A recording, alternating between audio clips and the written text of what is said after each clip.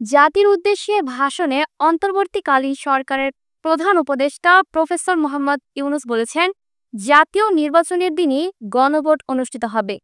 বৃহস্পতিবার ১৩ নভেম্বর দুপুর ২:৩০টায় এ ভাষণ শুরু হয়। বিস্তারিত দেখুন প্রতিবেদনে। জাতির উদ্দেশ্যে ভাষণে অন্তর্বর্তীকালীন সরকারের প্রধান উপদেষ্টা প্রফেসর মোহাম্মদ ইউনূস বলেছেন, ফেব্রুয়ারির প্রথমার্ধে ত্রয়োদশ জাতীয় সংসদ নির্বাচন আয়োজনে কাজ করছে সরকার। ওই নির্বাচনের দিনই গণভোট অনুষ্ঠিত হবে। প্রধান উপদেষ্টা আরও বলেন, আগামী জাতীয় সংসদ নির্বাচনের দিন গণভোটের আয়োজন করা হবে, অর্থাৎ জাতীয় নির্বাচনের মতো গণভোট ফেব্রুয়ারির প্রথমার্ধে একই দিনে অনুষ্ঠিত হবে।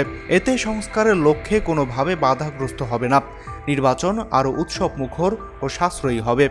গণভোট অনুষ্ঠানের লক্ষ্যে উপযুক্ত সময়ে প্রয়োজনীয় আইন প্রণয়ন করা হবে। এর আগে অন্তর্বর্তী সরকারের প্রধান উপদেষ্টা পরিষদ বৈঠকে বসে।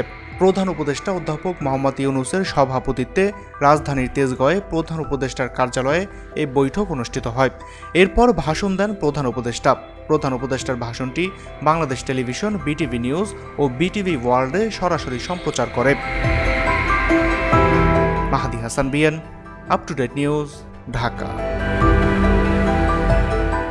সুপ্রিয় দর্শক, এই ছিল আপ টু ডেট নিউজের সর্বশেষ আপডেট। পরবর্তী আপডেট পেতে চোখ রাখুন আপ টু ডেট নিউজের ফেসবুক পেজ এবং ইউটিউব চ্যানেলে। ধন্যবাদ।